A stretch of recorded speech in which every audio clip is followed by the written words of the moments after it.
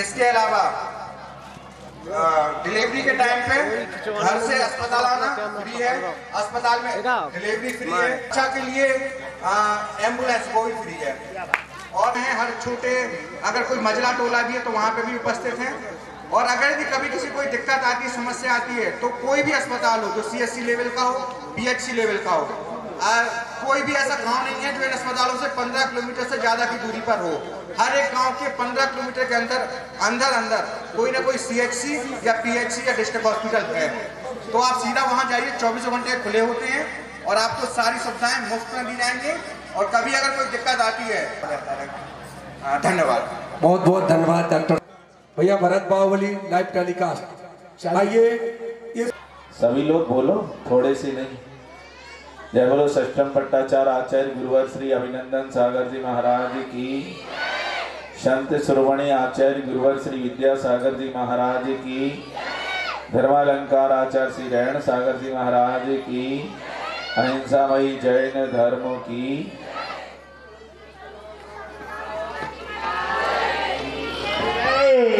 आचार्य संघ की जय।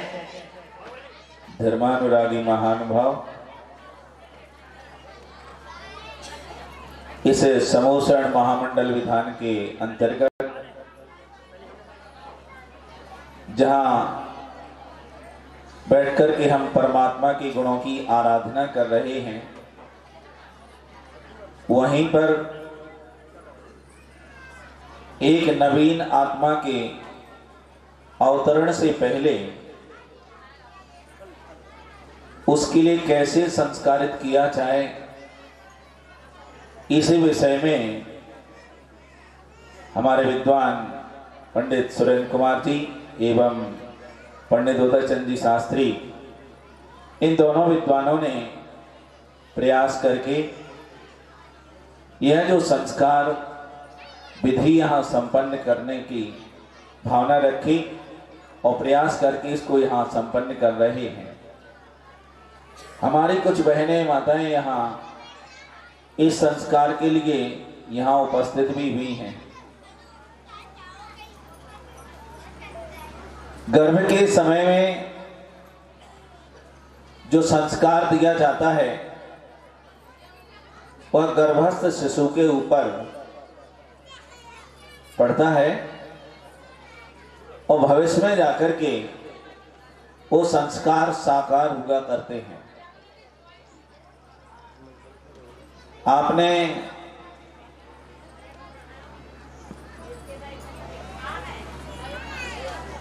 अर्जुन और उनकी धर्मपत्नी सुभद्रा, इनके बारे में सुना होगा। सुभद्रा जब गर्भवती हुई तब उस समय वीर अर्जुन ने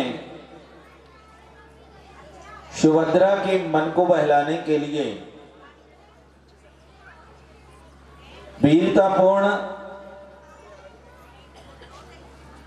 उन्होंने महासमर में होने वाली चक्रव्यूह की रचना कैसे की जाती है, यह प्रसंग सुभद्रा के लिए सुनाया।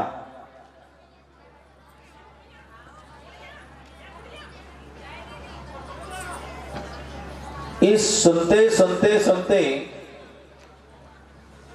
सुभद्रा को नींद आ गई। अर्जुन ने चक्रव्यूह में प्रवेश करने की विधि बतलाई और जैसे ही उसमें से बाहर निकलने की विधि बतला रहे थे तब तक सुभद्रा को नींद आ गई।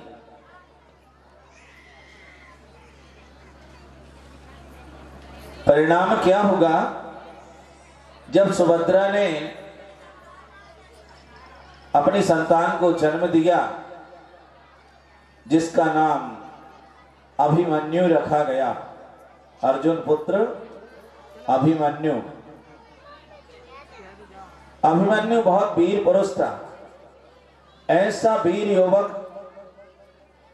जब कौरव पांडवों का युद्ध चला, तब उस महासमर में चक्रव्यूह में प्रवेश करने के लिए अभिमन्यु आगे आया और उसने बड़ी वीरता के साथ सारे सैनिकों से युद्ध करते हुए चक्रव्यूह में प्रवेश कर गया। वहां तक तो प्रवेश तो हो गया, लेकिन प्रवेश करने के बाद वापस चक्रव्यूह में से कैसे निकलना यह उसको ज्ञात नहीं था। और ये ज्ञात ना होने से, इसकी जानकारी ना होने से परिणाम ये निकला कि अभिमन्यु का उसी युद्ध भूमि में मरण हो गया। विपक्षी दल के सैनिकों ने उसे वहीं पर मार डाला। ये क्यों होगा ऐसा? इस घटना से प्रतिफलित होता है कि जब सुभद्रा को ये चक्रव्यूह रचना सुनाई जा रही थी, तब उस समय चक्रव्यूह में प्रवेश करने तक की रचना के बारे में तो सुभद्रा ने सुना, इसलिए उसके गर्भस्थ शिशु जो अभिमन्यु था उसको इतना ज्ञान होगा कि चक्रव्यूह में कैसे प्रवेश करना। मां की सुनने से उस बच्चे के ऊपर इतना प्रभाव पड़ गया कि उसे चक्रव्यूह में प्रवेश करने का ज्ञान हो गया। लेकिन बाद में सुभद्रा को नींद आ गई, तो जब अर्जुन सुना रहे थे चक्रव्यूह में से वापस कैसे निकलना, सुभद्रा ये ना सुन सकी। परिणाम ये निकला कि अभिमन्यु चक्रव्यूह में प्रवेश तो कर गया, लेकिन वापस नहीं निकल सका, क्योंकि उस समय वो नहीं सुन सका, उसे ज्ञान नहीं हो सका कि चक्रव्यूह में से वापस कैसे बाहर निकला जा सकता है। ये माता की थोड़ी सी गलती का परिणाम। संस्कार जो दिए जाते हैं, उन संस्कारों में माता की थोड़ी सी गलती का परिणाम, यदि माता को निद्रा ना आती और पूरी चक्रव्यूह में प्रवेश करने से बाहर निकलने तक की पूरी विधि यदि सुभद्रा सुन लेती, तो अभिमन्यु का मरण उस युद्ध क्षेत्र में नहीं होता। लेकिन आधा सुना और आधे के बाद सुभद्रा को नींद आ गई। परिणाम ये निकला कि अभिमन्यु की मृत्यु हो गई। कहने का आशय मेरा ये है कि संस्कारों का प्रभाव गर्भस्थ शिशु पर पड़ता है। जैसा ये ऐतिहासिक एक घटना अपने सामने जो रखी मैंने, इससे पता चलता है कि अर्जुन ने जो चक्रव्यूह की रचना सुनाई थी सुभद्रा को, उसका प्रभाव अभिमन्यु के ऊपर पड़ा। ऐसे ही हम जो गर्भवती माताएं हैं, उनके ऊपर यदि तरह तरह के संस्कार, चाहे अच्छे संस्कार हो या बुरे संस्कार हो, उन संस्कारों का प्रभाव गर्भस्थ शिशु के ऊपर पड़ता है। और बाद में जाकर के जब वो बच्चा जन्म लेता है और धीरे धीरे विकास करता है, तो जैसा उसे संस्कार मिला है उसके अनुरूप ही वो विकास करता है। यदि उसे अच्छे संस्कार मिले हैं तो वह अपने जीवन में अच्छा विकास करता है, और यदि उसे कुसंस्कार मिले तो वह खोटे रास्ते पर चलता है।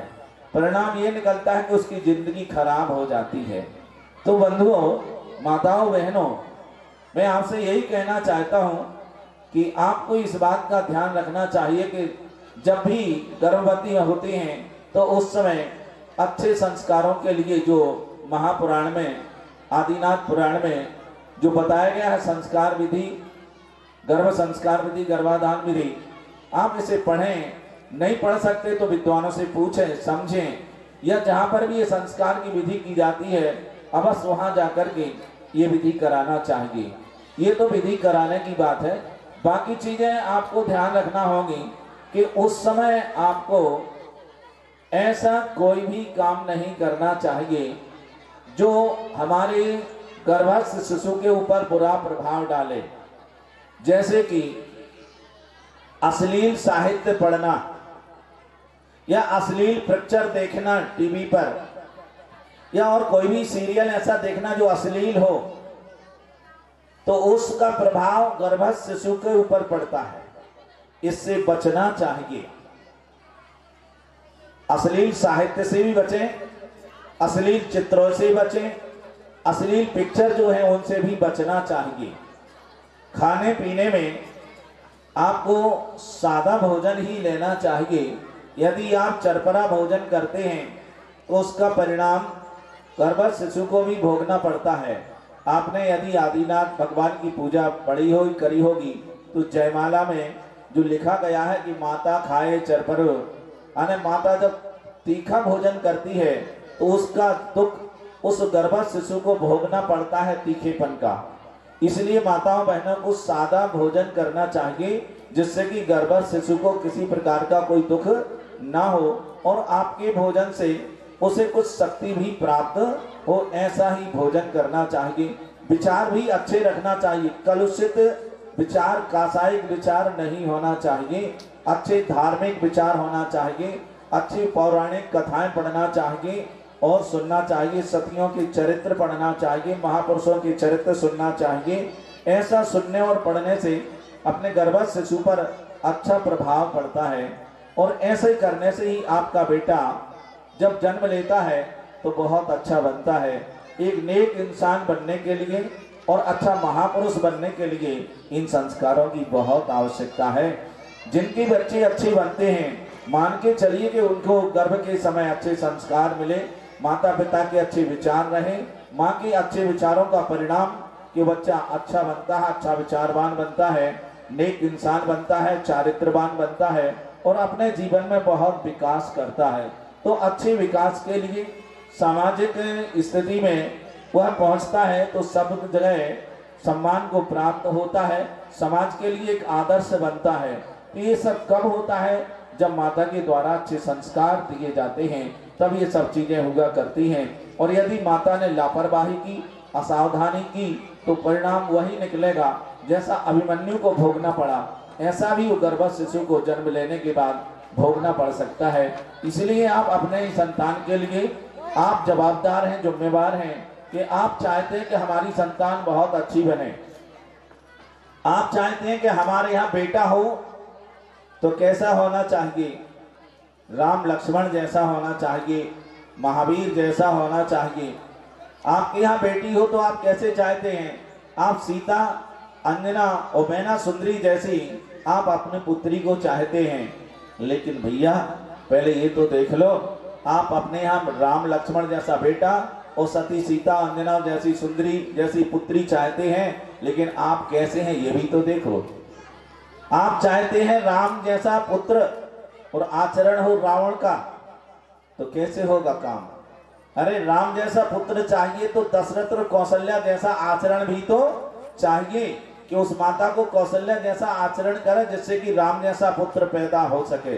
तो ये अच्छे संस्कारों के प्रति आपको सजग रहना है, साथ ही साथ आपको सावधानी भी रखना है कि अपना आचरण अच्छा बनाए रखें, अपना आचरण गलत नहीं होना चाहिए।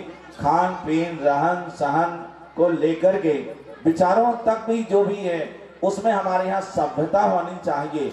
जहाँ सभ्य विचार हुआ करते हैं, सभ्य आचरण हुआ करता है, वो संतान भी सभ्य बनती है और एक अच्छे सभ्य महापुरुष बन जाते हैं।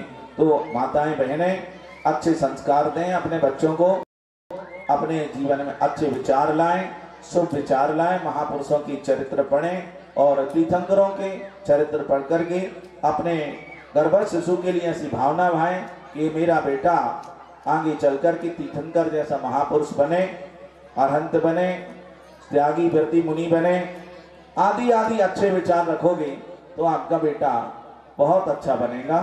तो आप सबके लिए यही मैं कहूँगा। ज़्यादा तो मैं जानता नहीं हूँ इस विषय में, तो पंडित जी लोग सब जानते हैं, बता ही रहे बहुत देर से और आप सुन भी रहे हैं। हम तो आपके लिए मात्र इसलिए आए हैं कि आपका मनोबल बढ़े और आशीर्वाद आपके लिए मिले, इसलिए हम लोग यहाँ आकर के बैठे हैं। नहीं तो हम लोगों का काम नहीं है, विद्वानों का काम है तो संस्कार विधि करना। लेकिन फिर भी इस आयोजन के अंतर्गत ये था, इसलिए पंडित जी का कहना था कि नहीं आपका आशीर्वाद मिलना चाहिए, आप चलिए। तो हम लोग आकर के बैठे और आप सबके ये संस्कार विधि का जो यहाँ प्रारंभ होगा। अभी हमारे डॉक्टर्स लोग थे जिन्होंने अपने विचार व्यक्त किए। अभी आपने एक कैसेट देखी आपने, जिसमें डॉक्टर ऊर्जा देन की बेटी, क्या नाम, गीतांजलि साहा, इन्होंने अपने विचार व्यक्त किए और बताया कि कैसे गर्भाधान के संस्कार किए जाते हैं और गर्भस्थ शिशु को अच्छा बनाया जा सकता है। ये भी यहाँ पर आपने देखा, समझने की कोशिश की होगी और हमारा पूरे संघ का हमारी माताओं के लिए बहुत बहुत आशीर्वाद है कि वो स्वस्थ रहें, उनका शिशु भी स्वस्थ रहे और अच्छे संस्कार उन्हें दे करके भावना करें कि हमारा बेटा हमारी बेटी बहुत अच्छी बनेगी। आप सबके लिए ऐसा आशीर्वाद है और उपस्थित जो भी श्रद्धालु यहाँ आए हैं उन सब के लिए भी बहुत बहुत आशीर्वाद है कि आप सब भी जब भी ऐसी स्थितियां बनती हैं तो अवश्य संस्कारों का ध्यान रखें, जिससे आने वाली संतान आपकी नेक इंसान बन सके और एक दिन भगवान भी बन सके। इसी मंगल भावना और कामना के साथ यहीं विराम लेता हूँ। दोनों विद्वज्जनों के लिए बहुत बहुत बढ़ाते रहें और प्रगति करें। भगवान महावीर स्वामी की जय। परम पूजाचार्य पंडित विनोद कुमार जी, सनत कुमार जी का सम्मान और अपने को गौरवान भी तर्फा कर रहे हैं आदरणीय साहब का।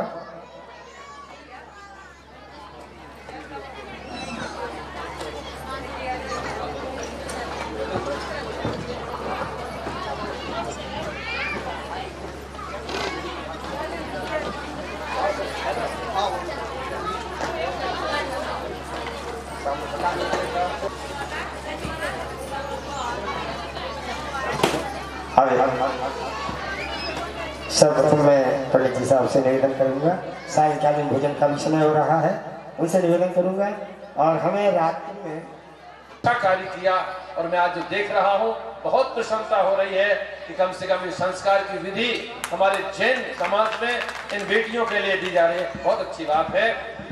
और अकेले उत्तर भारत में नहीं, दक्षिण भारत में की तो बात बहुत अलग है। बच्चा जब स्कूल पढ़ने जाता है तो लिपि संस्कार भी होना चाहिए। पहली बार जब स्कूल जाए तब भी संस्कार करना चाहिए। और आपको बता दें, एक घड़ा कुंभकार बनाता है लेकिन पानी भरो तो गल जाता है, और यदि उसको संस्कारित कर दिया जाए तो उसमें जल रुक सकता है। ये विशेषता, उसकी योग्यता, विशिष्टता आ जाती है। यदि हम अपने गर्भस्थ शिशु का संस्कार करें। सभी के लिए स्मृति चिन्ह दें। दो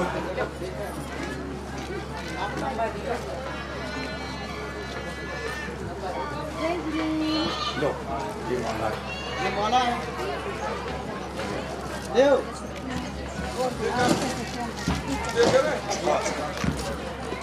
ये अष्टकुमारी बहनों के उस दिन के चौक पर आई की रस्म थे।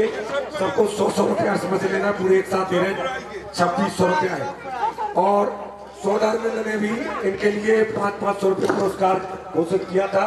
चूंकि वो अभी यहाँ तक नहीं रहे तो वो शाम की सभा में 10 बच्चों को दे दिए गए। ये अभी 100 रुपये इन बच्चों को जो चौक पर आई के दो सब बच्चों को।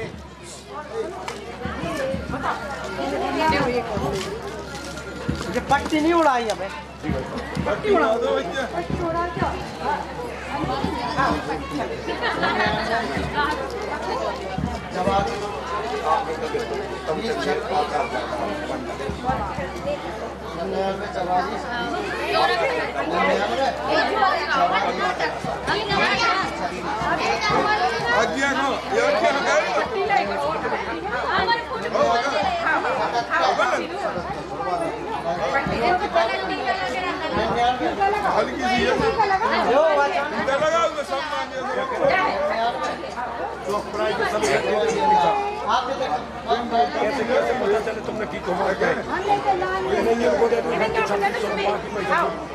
की ओर से iron tonic, protein powder, iron की गोलियां डॉक्टर साहब की ओर से इन महिलाओं के लिए भेंट की जा रही है।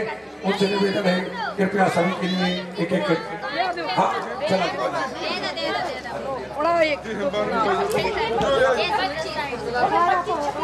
चौदह हो गए, दो तो भी त्यागा तुझसे समता है जुड़ी। जीने तो सबको अमृतवाणी है तेरी, जीने तो सबको अमृतवाणी है तेरी। अपने जैन धर्म की सबसे अनमोल ये घड़ी, जन्म कल्याणक आया है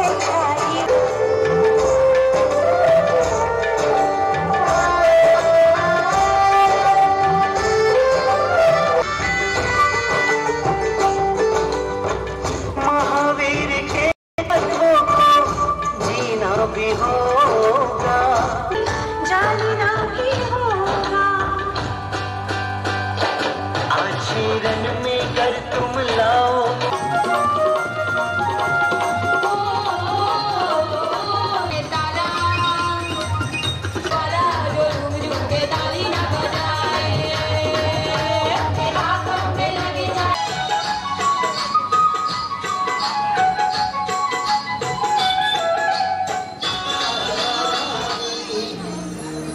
दिल में बसने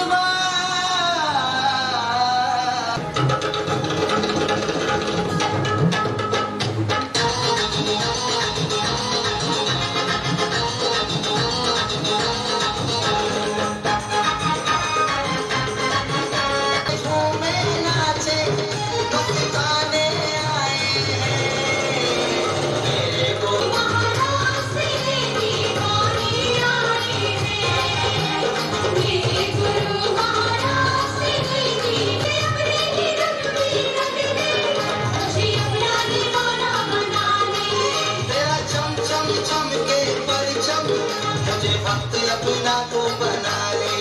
तेरा चम चम चमके परचम, तुझे भक्त अपना को बना ले।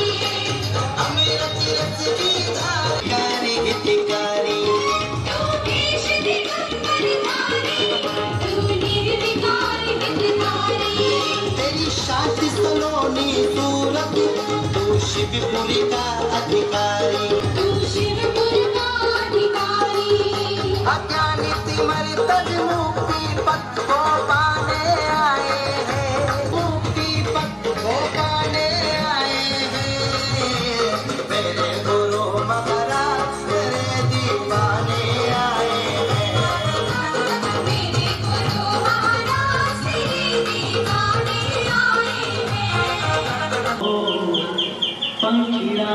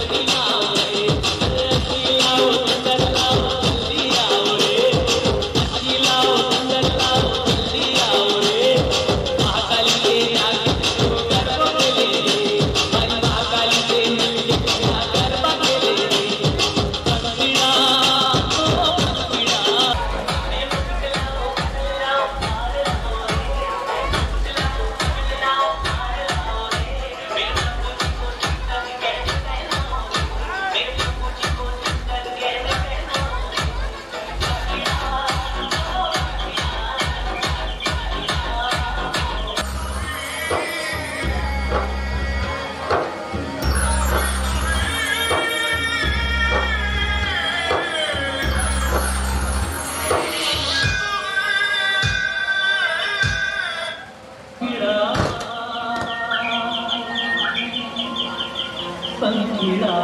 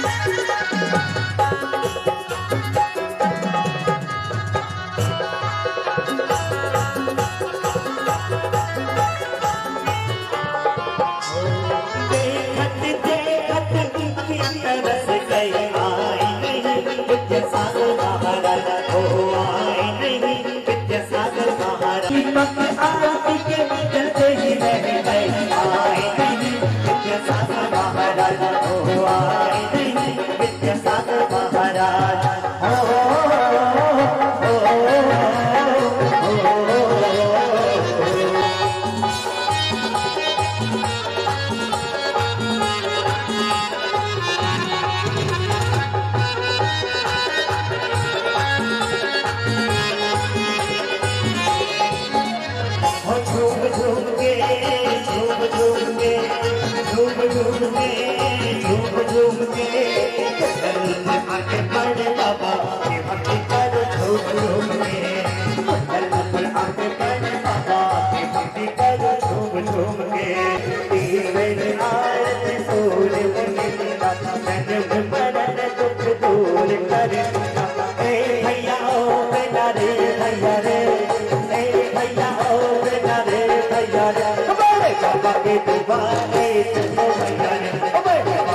दुबारे चलो भैया रे, ए भैया ओ बेटा रे भैया रे, ए भैया ओ बेटा रे भैया रे, हमारे पापा के दुबारे चलो भैया रे, हमारे पापा के दुबारे चलो भैया रे। ये हो झूमे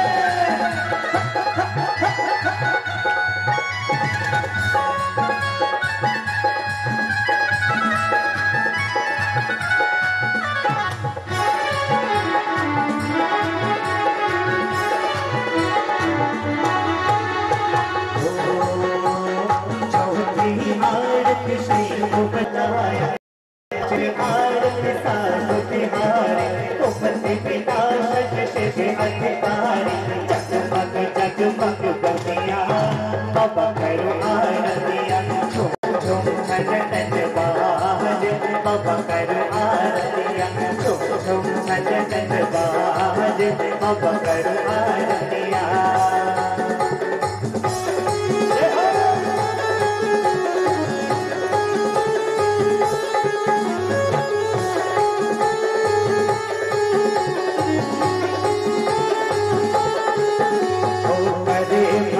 चच आरती बाबा तुझे मेरिया, अरे भगत चच आरती बाबा तुझे मेरिया, तुझे मेरिया बाबा तुझे मेरिया, तुझे मेरिया, अरे भगत चच आरती बाबा तुझे मेरिया, अरे भगत तुझे मेरिया बाबा तुझे मेरिया, अरे भगत चच आरती बाबा तुझे मेरिया, भगत चच आरती बाबा तुझे मेरिया।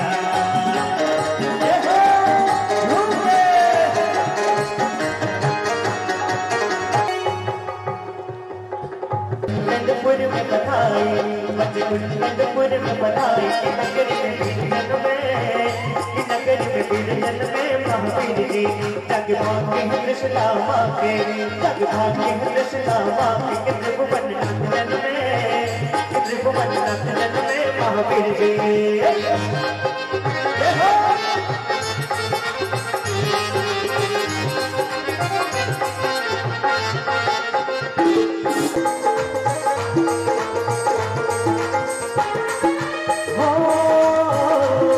तुझने भी अजला में पढ़ना, तुझने भी अजला में पढ़ना, अजी हो तुझने भी अजला में पढ़ना, तुझने भी अजला में पढ़ना, मन में मगन हो गए, मन में मगन हो गए महावीर जी।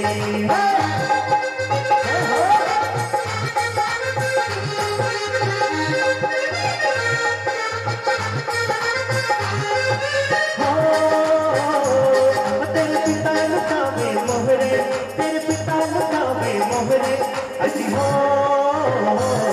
तेरे पिता लुटावे मोहरे, तेरे पिता लुटावे मोहरे, ये मन में मगन हो गए, ये मन में मगन हो गए महावीर जी।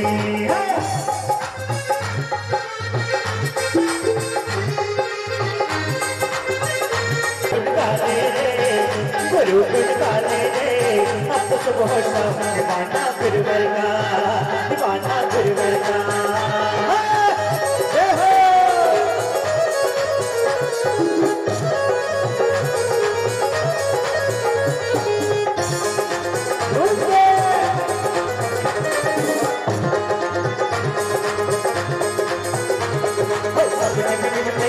गुरु मेरे सपने में मिलते हैं, सपने में मिलते हैं, गुरु मेरे सपने में मिलते हैं,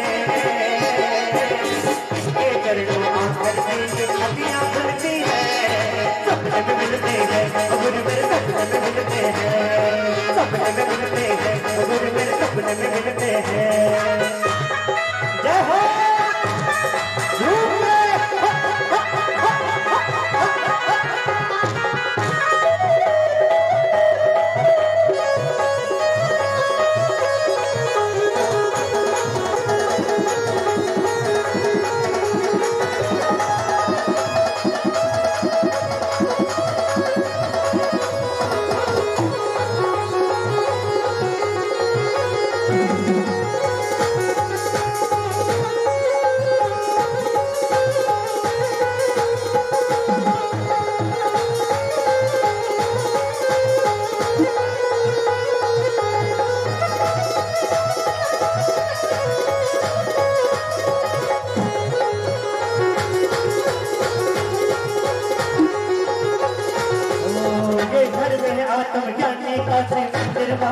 पीगा इस धर्म भैया क्या कहना बहनों का कहना।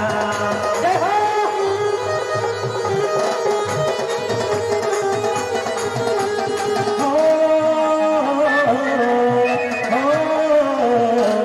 संसार का चिंतन है आदि विचार का मंत्र क्या रहते हैं ज्ञानी मस्ती में मस्ती है स्वाति बस्ती में।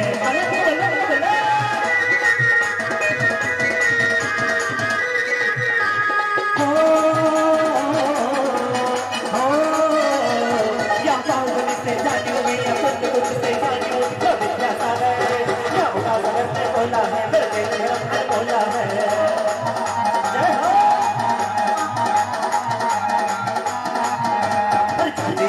हो गई चांदी चांदी हो गई चांदी चांदी हो गई चांदी चांदी हो गई जब सरकार भैया जब सरकार भैया चांदी चांदी हो गई चांदी चांदी हो गई चांदी चांदी हो गई चांदी चांदी हो गई।